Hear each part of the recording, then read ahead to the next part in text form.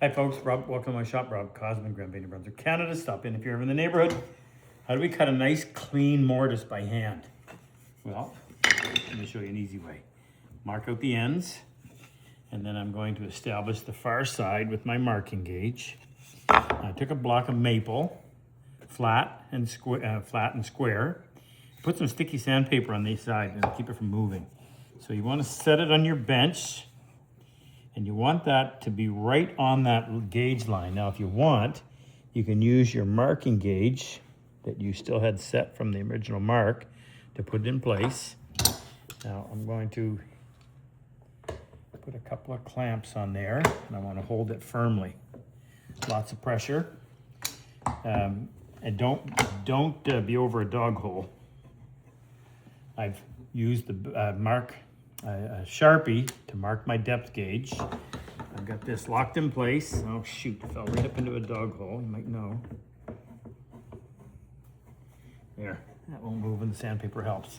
Now, the nice thing about the block is, and our mortise chisels are square, and this is the reason why. You can set it like that, squeeze it against the side of the block, and that will keep it standing plumb. And start whacking that in there, move it back a little bit, hold it tight against this block, and as you pound, the bevel slides forward and starts to move the material. Sorry, Fred. You're just going to keep backing up. I don't know how I can get my hands out of the way. Now, I don't want to go right to the line just yet. I want to get down to depth as quick as possible. So now I'm turning. I'm going to go the other way. Keep it tight to the block.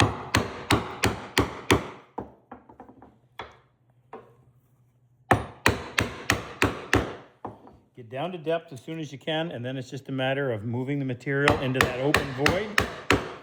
When I do finally get down to depth and I want to come to my line, I'm going to start chopping straight down like this. I can still pry. And then I'll just keep moving closer and closer to the line. And when I eventually get to the line, I can no longer pry, so I'll go straight down. Don't pry against that. You don't want to score that. And I'll take a smaller chisel, come in and break off these jammed. They're severed, but they're jammed in there. And it takes sometimes, it's easier to do it with a smaller chisel than a full size because it's already the exact opening. Easy, easy. Good luck.